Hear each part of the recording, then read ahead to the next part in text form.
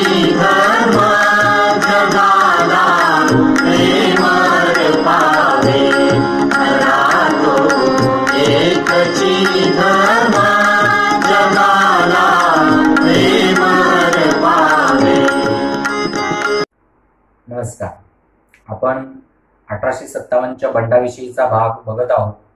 मागच्या व्हिडिओमध्ये 1857च्या बंडाला कारणीभूत ठरलेल्या काही गोष्टी, त्यामध्ये दोन कारण आपण बघितलेली आहेत, ते म्हणजे राजकीय कारण आणि आर्थिक कारण, अशी दोन कारणं आपण बघितलेली आहेत की ज्या कारणांच्या मध्ये मुख्य भाग होता तो म्हणजे लॉर्ड डलहौसी याचं दत्तक वारस नामंजूर धोरण आणि लॉर्ड वेलस्ली याची तैनाती फौज पद्धत, आणि याच्याबरोबरच पुढे मग जी निर्माण झाली राजकीय आणि आर्थिक कारण, की ज्या राजकीय कारणांमध्ये लॉर्ड डलहौसी याचं दत्तक वारस नामंजूर धोरण तर महत्वाचं होतच, पण त्याच्याबरोबर आपल्या देशामध्ये तंजावरचा नवाब असेल किंवा कर्नाटकचा नवाब असेल, दिल्लीचा मोगल बादशाह असेल, तर यांची पदं रद्द केलेली आपण बघितलेली आहे।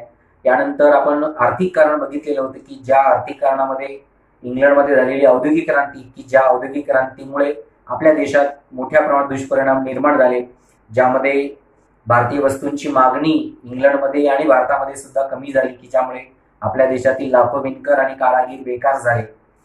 दुसऱ्या बाजूला आपण बघितलं की इंग्रजांनी भारतीय वस्तूंच्या बद्दल आयात कर किंवा जकात कर याबद्दलची धोरणं बदलली, की ज्यामुळे भारतीय वस्तू भारतात किंवा इंग्लंडमध्ये विकणं सुद्धा मुश्किल झालेलं आपल्याला दिसतं, की ज्यामुळे मग आपल्या देशातला उद्योगाला अनुरूप तयार केला जाणारा कच्चा माल इंग्रजांना विकण्याशिवाय पर्याय राहिला नाही, त्यामुळे तो अतिशय कवडी मुलानं इंग्रज विकत घ्यायचे। त्यानंतर जमीनदार, तालुकेदार यासारखी पदं इंग्रजांनी रद्द केली, त्यांची वतनं जप्त केली, ज्यामुळे आर्थिक दृष्ट्या सुद्धा असंतोष निर्माण झालेला दिसतो।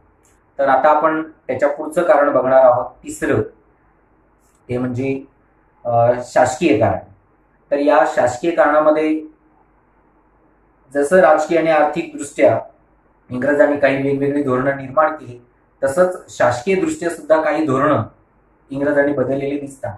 आणि जसं आपण मागच्या व्हिडिओमध्ये एक संदर्भ बघितला राजकीय कारणांमध्ये, की राजकीय दृष्ट्या इंग्रजांनी निर्माण केलेले कायदे, तर ते इथे शासकीय दृष्ट्या सुद्धा त्याचा संदर्भ आपण घेऊ शकतो।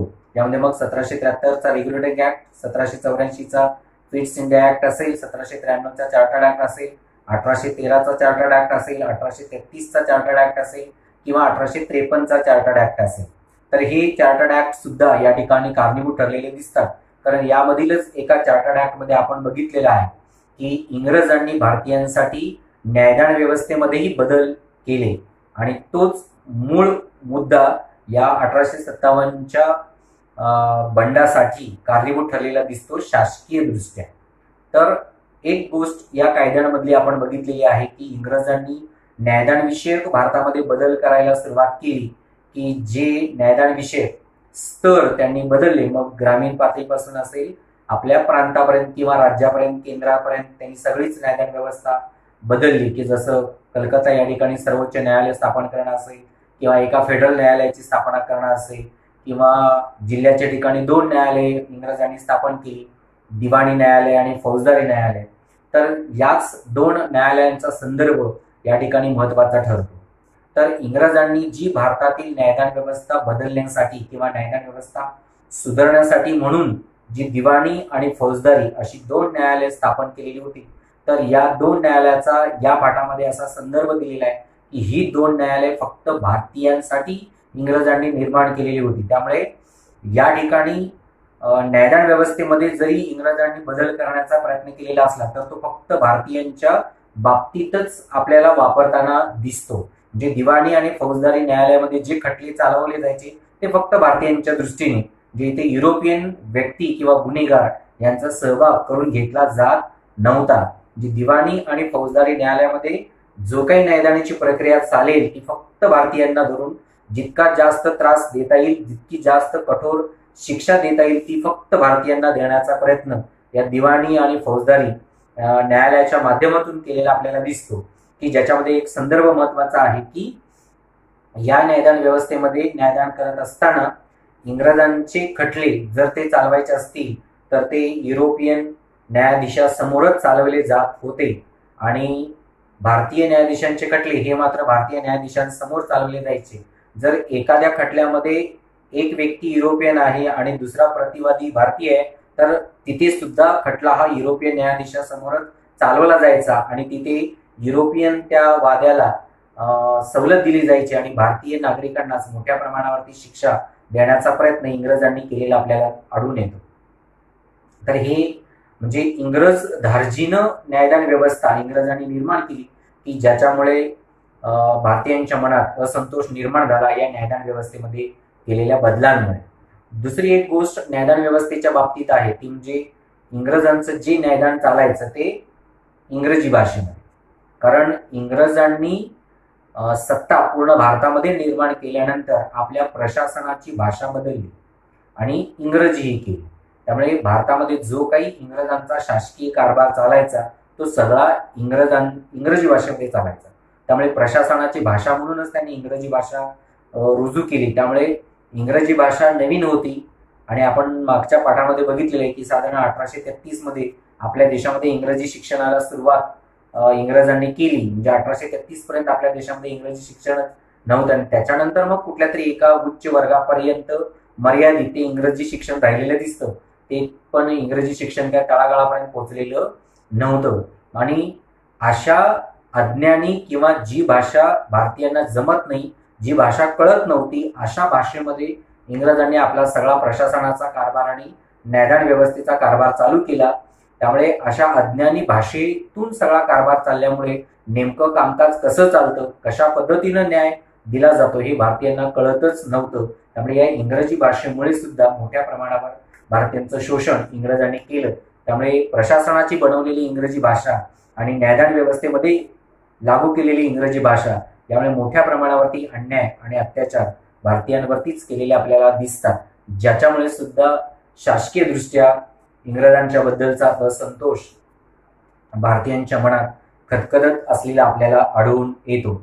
आणि जे काही खटले चालायचे ते इंग्रजांच्या बाजूनच चालवले जायचे. त्यामुळे सर्वसामान्य लोकांना हे प्रशासन न्यायदान व्यवस्था ही आकलनाबाहेर असलेले आपल्याला दिसते. असं शासकीय स्तरावरती महत्वाचा भाग आहे.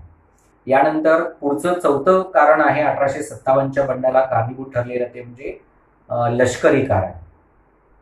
तर इंग्रजांनी आपल्या देशामध्ये जशी सत्ता मिळेल, जसं साम्राज्य विस्तार होईल, तसं साम्राज्य विस्ताराबरोबरच आपल्या देशातील लष्करी व्यवस्थेमध्ये बदल करायला सुरुवात केली. तर या ठिकाणी लष्करी व्यवस्थेमध्ये बदल करत असताना ज्यामध्ये काही प्रमाणात भारतीयांना त्यांनी लष्करामध्ये सामावून घेतलं. म्हणजे पहिल्यांदा कायदेमंडळात त्यांनी सामावून घेतलं आणि कायदेमंडळात सामावून घेत मग पुढे सैन्यांमध्ये सुद्धा भारतीय लोकांना सामावून घ्यायला सुरुवात झाली. तर इथे जे भारतीय वंशाची लोक इंग्रजांच्या सैन्यामध्ये दाखल होत होती तर त्या इंग्रजांच्या सैन्यामध्ये असलेल्या भारतीय नागरिकांना जी काही वागणूक मिळत होती तेच मूळ कारण लष्करी कारण म्हणून या 1857च्या बंडामध्ये ओळखलं जातं.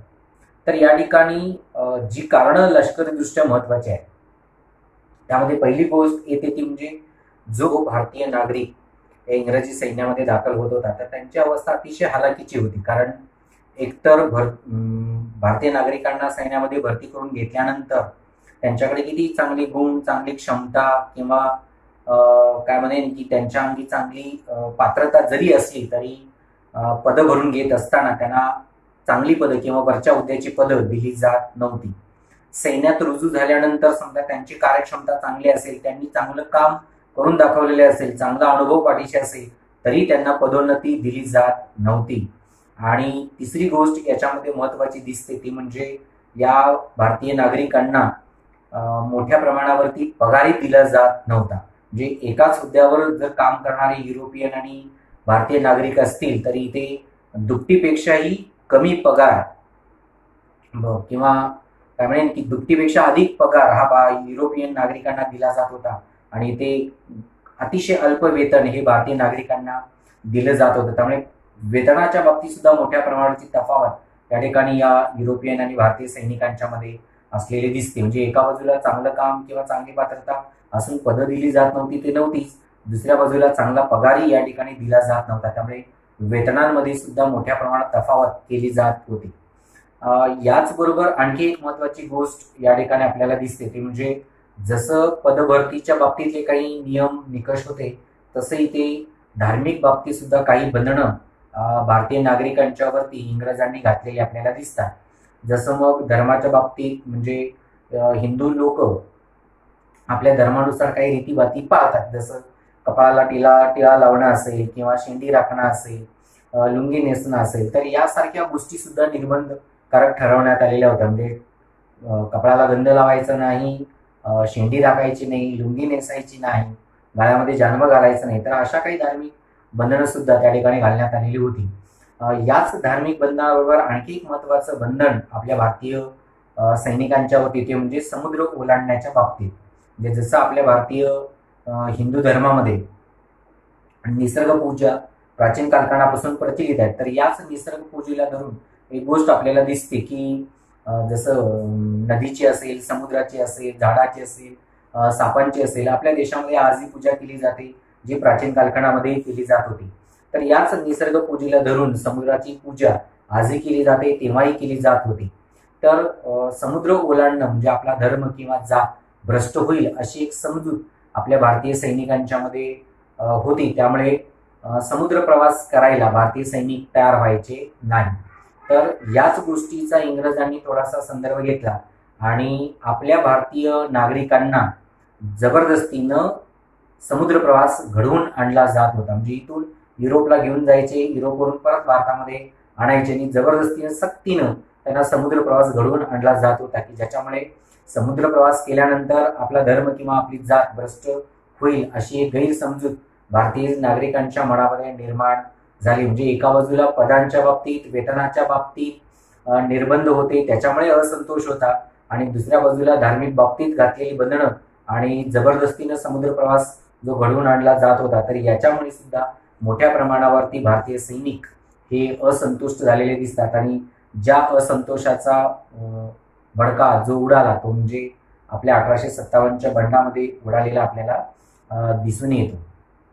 आणि याच लष्करी कारणाला धरून पुढचा जो शेवटचा मुद्दा आपल्याला दिसतो या 1857च्या बंडाचा कारणाचा, ते म्हणजे तात्कालीन कारण. तर ते सुद्धा लष्कराला धरूनच आहे. कारण 1857 साली इंग्रजांनी एक नवीन रायफल रुजू केली, ज्या रायफलीला आपण रॉयल एनफिल्ड असं म्हणतो. तर ही रॉयल एनफिल्ड लांब पल्ल्याची बंदूक होती आणि ती 1857 सालीच नव्यानं अंमलात आणलेली होती. आणि या बंदुकीचं एक वैशिष्ट्य होतं की रॉयल एनफिल्ड बंदुकीमध्ये जे काडतूस वापरलं जात होतं, तर त्या काडतुसावर एक आवरण होतं आणि ते आवरण तोंडानं सोलावं लागायचं आणि ते सोलल्यानंतर मग ते आपण त्या रायफलीमध्ये वापरू शकत होतो.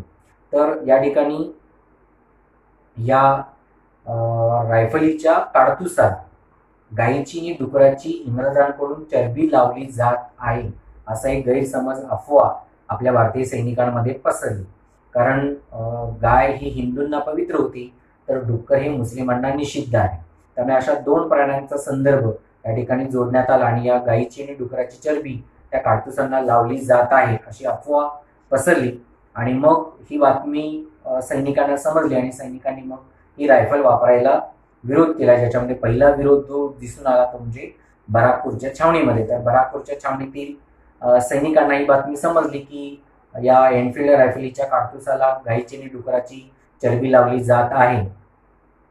त्यामुळे मग इंग्रज अधिकारी आणि भारतीय सैनिक यांच्यामध्ये वादावादी झाली की आम्ही ही बंदूक वापरणार नाही, आणि इकडे इंग्रज म्हणायचे नाही ही बंदूक मागे घेतली जाणार नाही, तुम्हाला ही बंदूक वापरावीच लागेल. त्यामुळे इथे मग वादावादी झाली, ज्या वादावादीमध्ये मंगल पांडे या सैनिकांना त्याच क्षणी इंग्रज अधिकाऱ्यावरती गोळी झाडून त्याची हत्या केली. पुढे जाऊन मग मंगल पांडेला त्याच बराकपूरच्या छावणीमध्ये फासावरती लटकवण्यात आलं, की ज्यामुळेच मंगल पांडे हा 1857च्या बंडातला पहिला हुतात्मा म्हणून ओळखला जातो. त्यामुळे इथे मोठ्या प्रमाणावरती असंतोष बाहेर पडला, वाद झाला आणि या वादाचं स्वरूप बंडामध्ये निर्माण झालं. आणि बराकपूरच्या छावणीमध्ये बंडाला जी सुरुवात झाली ती पुढे उत्तर भारतामध्ये विस्तारलेली आपल्याला दिसते.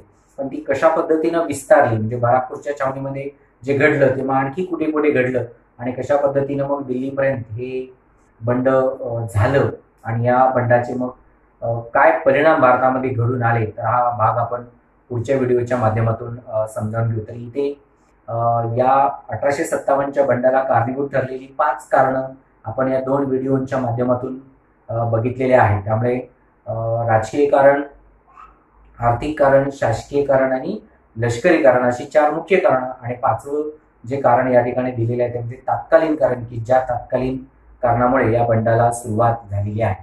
तर याच्या पुढचा भाग आपण पुढच्या व्हिडिओच्या माध्यमातून समजावून घेऊ. धन्यवाद.